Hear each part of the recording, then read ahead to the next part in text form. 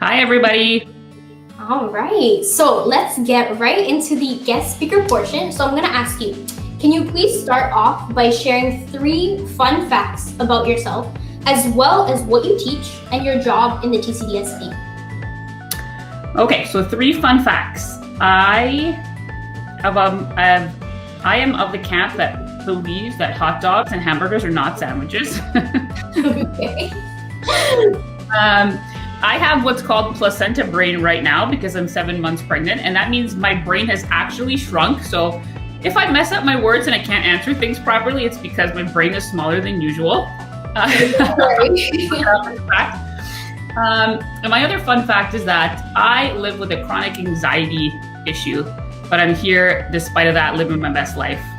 All right, thank you so much, Ms. Ieradi, for sharing. So would you like to tell us what you teach and your job in the TCDSP? Yes, so I'm currently teaching at Madonna Catholic Secondary School. And right now I'm an arts teacher. I teach media arts and photography, but I'm also the chaplain there. And prior to that, I've been a spec ed teacher and an English teacher and a religion teacher. Wow, Miss. All right. So we have Miss Ieradi. I present you to the wonderful Miss Ieradi. All right. Okay. We're going to start off with our first question. When you were in high school, so at our age, did you see yourself as a chaplain? How did your aspirations change over the years, faith-wise, in terms of your vocation? So when I was in high school, I wasn't a very studious person. I kind of liked the social aspect of school, and I liked being creative. I liked my arts classes and stuff, but I didn't really know what I wanted to do until probably the 11th or 12th grade, and I had OAC, so I had 5 years to figure it out. But in those senior years, I met 2 really cool people. I met my English teacher, Mr. Samuel, and he said, I just thought he was so wise and so bright and so full of knowledge and culture and just an amazing human being. And I remember asking him one day, why did you choose to be a teacher? You're so smart, you could have done so much. And he said, Celia, I really feel like teaching is the best way to spend my time and to kind of contribute best what I can contribute to the world. And that really, really stuck with me. And I also met on a more intimate level, I met the chaplain of the school, Mr. Tony Whalen. And that's when I joined the peer ministry team, and I was doing all kinds of stuff like the charity work that he would help the school organize. And I thought, okay, if this is what I could do, I could be an English teacher and a chaplain. And then that's kind of when I set my heart on that, and kind of had some bumps along the road, but that's kind of where the journey started. And yeah, I always did kind of feel like, just because I felt so connected with how they worked, they really just wanted to build community in their schools. I was like, yeah, I feel like that's also what I could do. And so that's kind of what started the journey. All right, yeah, I like that you touched upon building community within the schools. And I think that that's definitely what you've done, Ms. Ieradi. So thank you so much for sharing that answer. All right, moving on to question number 3. Was there ever a situation that you were placed in that allowed God to redirect your path or your steps for his greater good? So this can be anything. Maybe it's a negative situation you were placed in that God brought you out of, or really anything that you would like.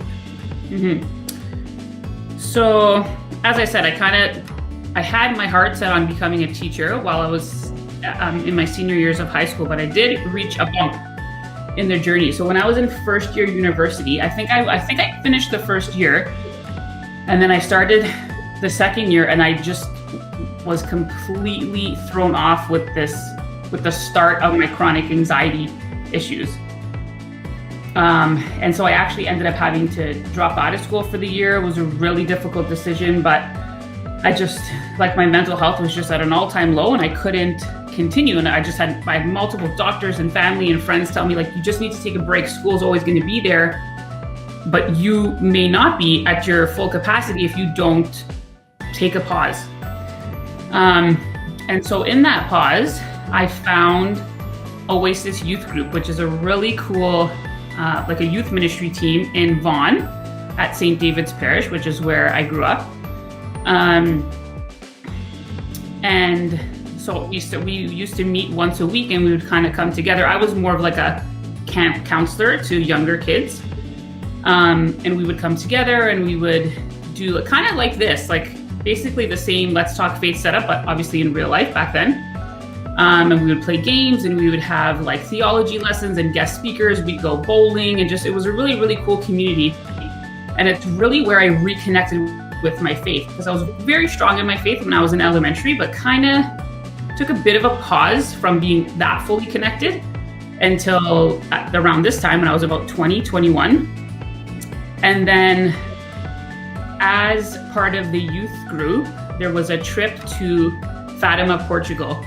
And my mom and I decided to go with this beautiful group of people, of Oasis family members, that by that time we were family members. It was only like 6 months later that we decided to go on this trip.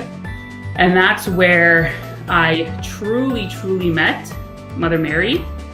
And she totally transformed my heart and my life. And I feel like I was forced to take this break to reconnect with my faith in a stronger way, so that when I returned back to U of T, thankfully I was good enough to return back, I had a stronger purpose, and I knew even with more clarity and conviction that my faith could kind of lead the way through the rest of the university career.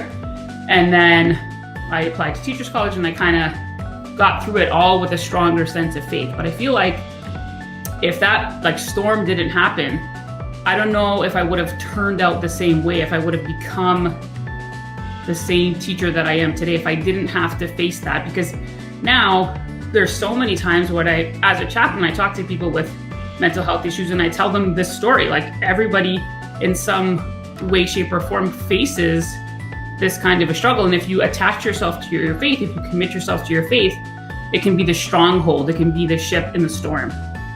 Amen. Yes, yes. And can I just quickly ask you, you touched a little bit upon Mother Mary and how she was able to transform your life. And how did she do that for you?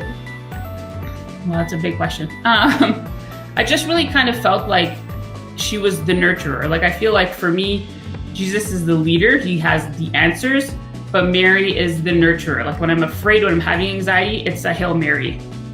I just feel like it's like that mama figure, you know, like just very, yeah. Mm-hmm. Yeah.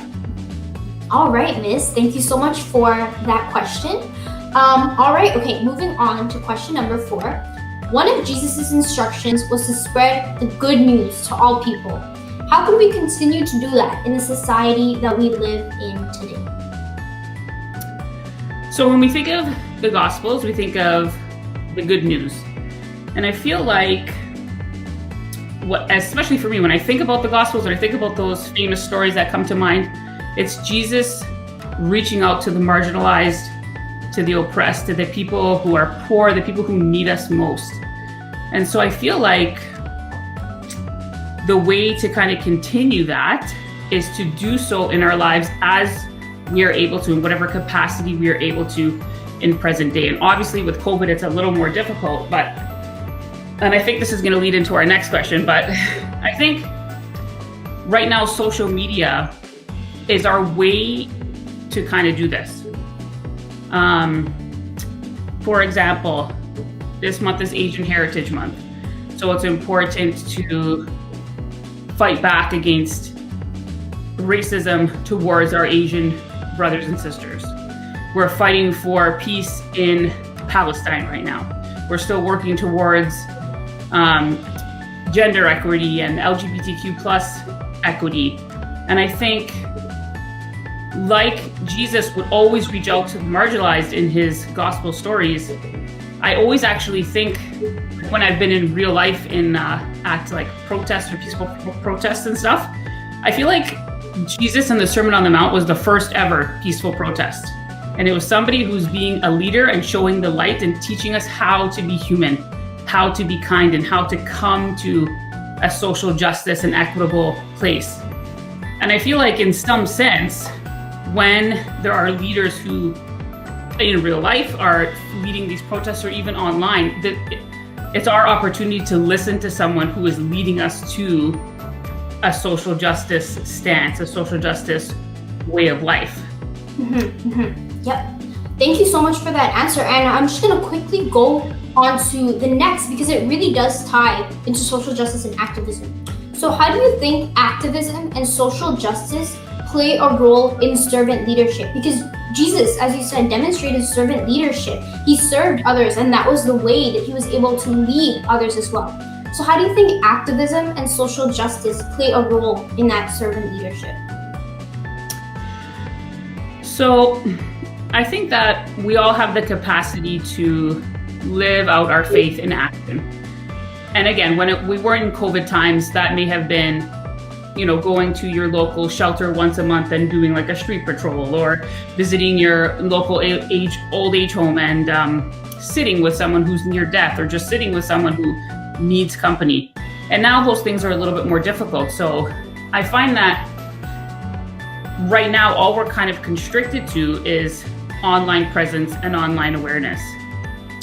And last week I was listening to The Focus, and their topic was actually social media, and they had a great discussion. These beautiful young minds had an awesome discussion, and we're talking about how social media can kind of lead people to be passive activists, because it's just liking a post, maybe sharing a post, and not really knowing too much about the issue that's happening. But as much as sometimes that can be true, as I was listening to them, I was thinking, when I was your age, when I was your guys' age, there was no such thing as like Instagram. Like we had like MSN, like all the oldies in the audience, you'll know what I'm talking about.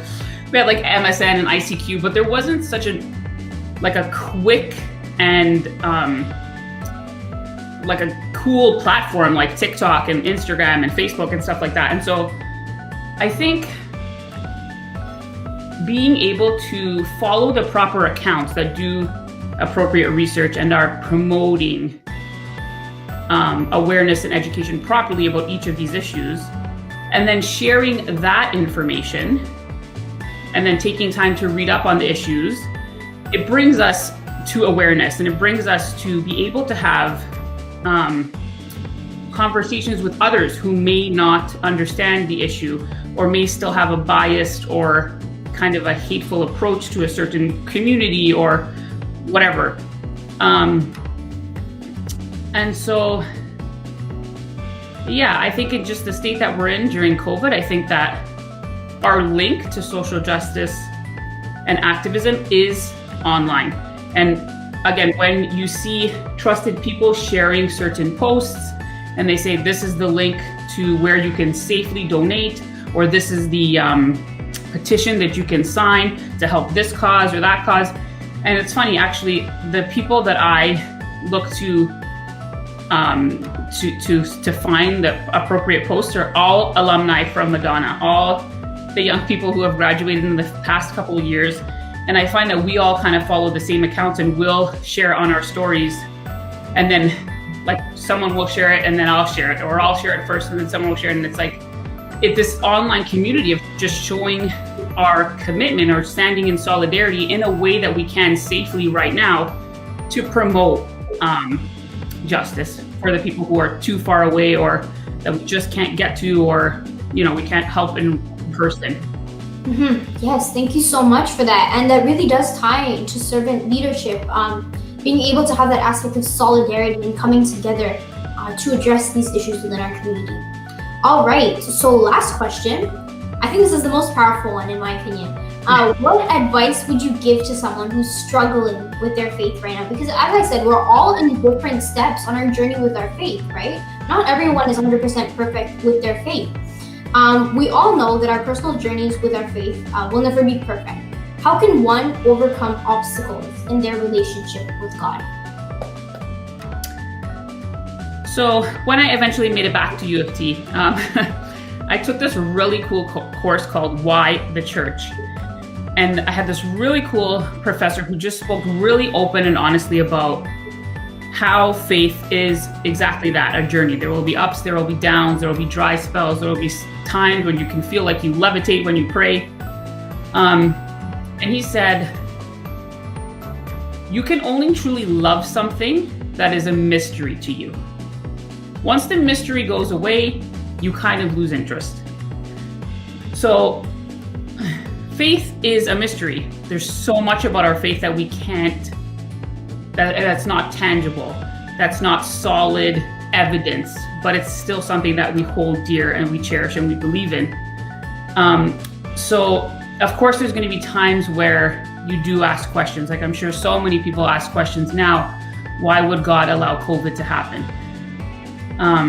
But I think it's so important to go through those times when you question, because just like, for example, in a trusting relationship, you have to ask your partner or your friends questions about who they are, who they intend to be, why they did what they did, and so on, because you need to constantly understand how they're evolving, how they're changing, but the mystery still remains. So just like with our faith, if we understand it fully all the time, again, that wonder kind of dissipates in a way, in a sense.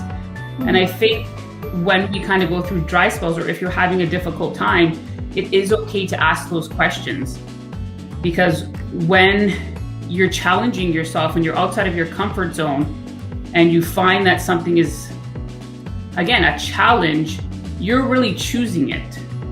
You're really committed to working through these kind of dry spells and these times where your faith is not like maybe at its highest peak, but again, you're still there and you're still showing God or whoever it is that you're committed to, that you have the passion and you have the conviction to kind of hold on and to say, yeah, this might not be the greatest time, but I want to work through this and I want to stay on my faith journey.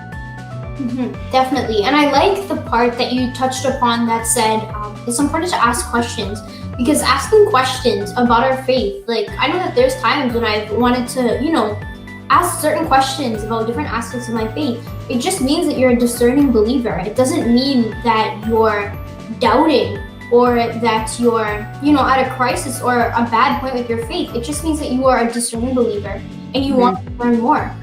So I like the fact that you touched upon that, Ms. Ieradi. Actually, before you go, I know this wasn't a question that I sent you, but I would like to ask you, what's your favorite teaching from the Bible? It could be anything. Maybe it's just a Bible verse, a teaching, story, whatever you like. It's a great question. There's so many, but the one that always seems to come to mind is the lady who gave just a couple pennies, but it was all that she had, and so it meant so much more. I think that's a really, really cool one. I love that story because she gave out of the humility of her heart all that she had. True charity. Exactly. Yeah. Thank you so much, Ms. Ieradi, for being our guest speaker for this Let's Talk Faith. I know you wanted to be on Let's Talk Faith for such a long time. I am so happy that we were able to have you. You offered so much wisdom and so many wise words. And I'm pretty sure that everyone in the chat, everyone who's here watching, took something out of our Q&A portion today. So thank you so much for making the time to be here on Let's Talk Faith, Miss. Thank you for having me. No worries. Thank you so much. Bye. Bye-bye.